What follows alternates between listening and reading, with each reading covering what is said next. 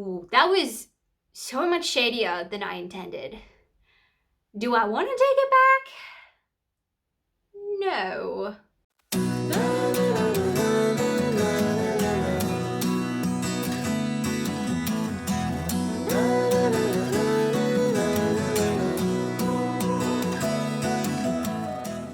What's up, book nerds? I'm Lucky's Universe, and in this week's video, we are going to be doing the Year Freakout Book Tag, where we will be having a little discussion about the books I've read this year so far.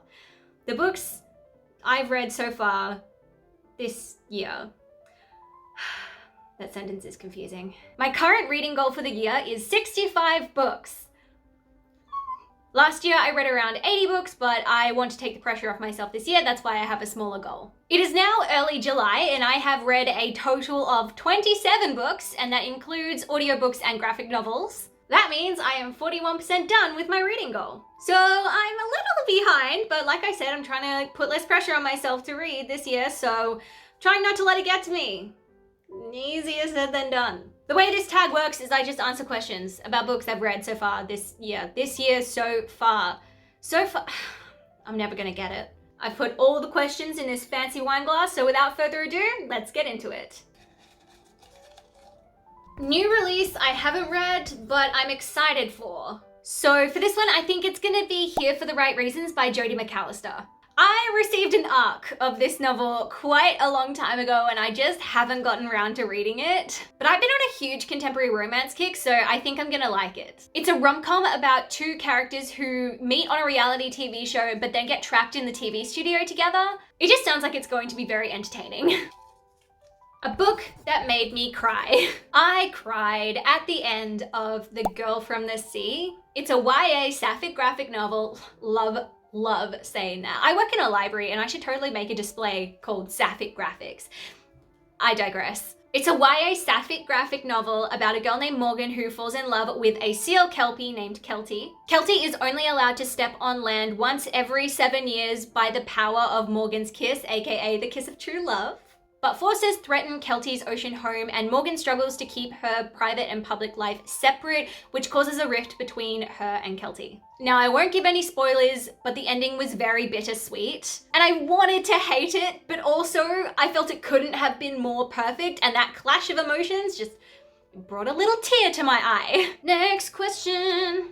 Favorite new characters? A character that I've really loved this year is Charlie from the Heartstopper graphic novels. I relate to him so much in terms of his shyness, his awkwardness, his anxieties, his mental health struggles. And it just goes to show that you don't need to share a gender, sexuality, ethnicity, or race with a character in order to relate to them. I really enjoyed reading the Heartstopper graphic novels, and Charlie's adventures on the page just make my day.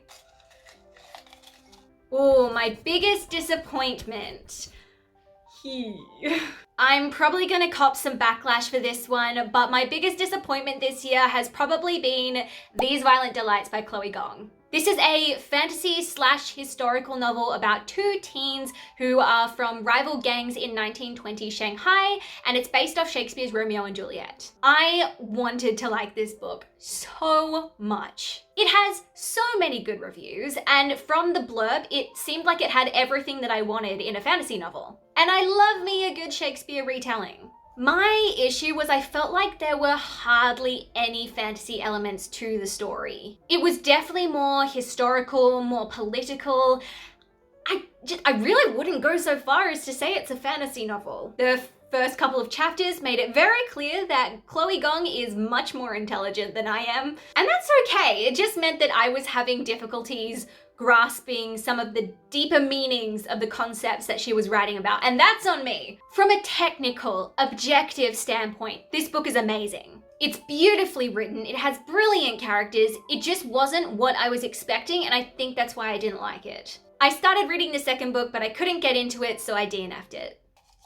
The best book I've read so far. Honestly, this one is really hard because I've read a lot of good books this year. It's also hard because I read across a lot of genres. I read YA and adult fiction and thrillers and romance and fantasy and contemporary novels, literary shit, classics. So it's very hard for me to judge them all on the same level because every genre is different. If I absolutely had to pick one, I guess I'd say it was Henry Hamlet's Heart by Rhiannon Wild. This is a queer YA romance about a shy and awkward teen named Henry, and he is totally convinced that he's straight until he realizes that he's definitely in love with his best friend Len, who is openly queer but also kind of a player. This plot is about discovering and exploring your sexuality, the trials and tribulations of high school, friends and family. It's a lot for such a small book. I love this book because I felt like the relationship between Len and Henry was so raw and so heartfelt. The author does an amazing job of making sure you feel every page of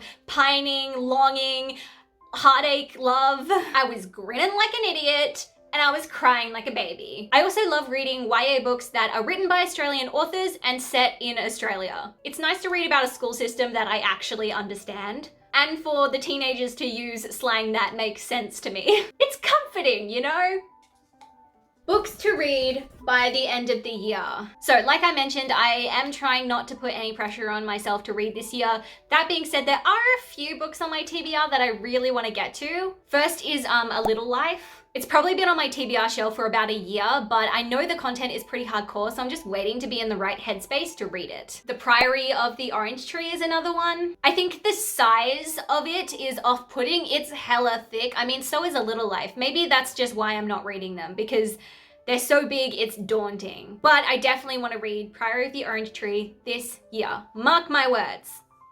But also don't hold me to that. Gideon the Ninth, I just got and I really want to read it. And then also the Atlas 6. I'm not sure if I'm gonna like the Atlas 6. I don't know if it's my thing. But who knows, maybe just this once TikTok will recommend a book that's actually good. Ooh, that was so much shadier than I intended. Do I want to take it back? No. Most beautiful book I bought or was sent this year. Ooh.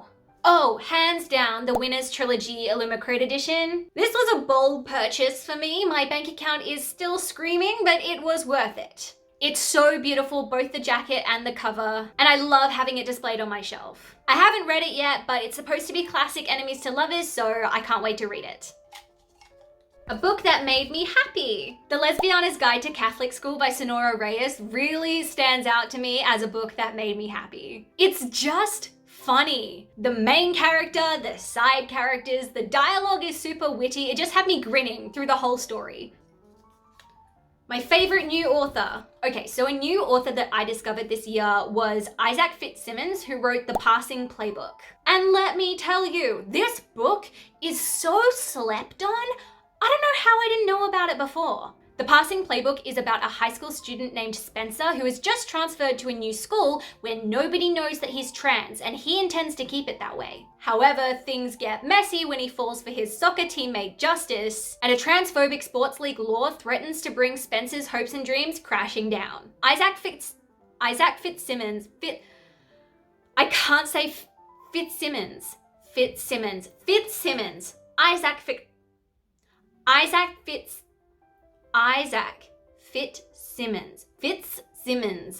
There's a Z. Oh my God. Isaac Fitzsimmons. I'm losing my mind. Isaac is a trans author, and The Passing Playbook came out in 2021.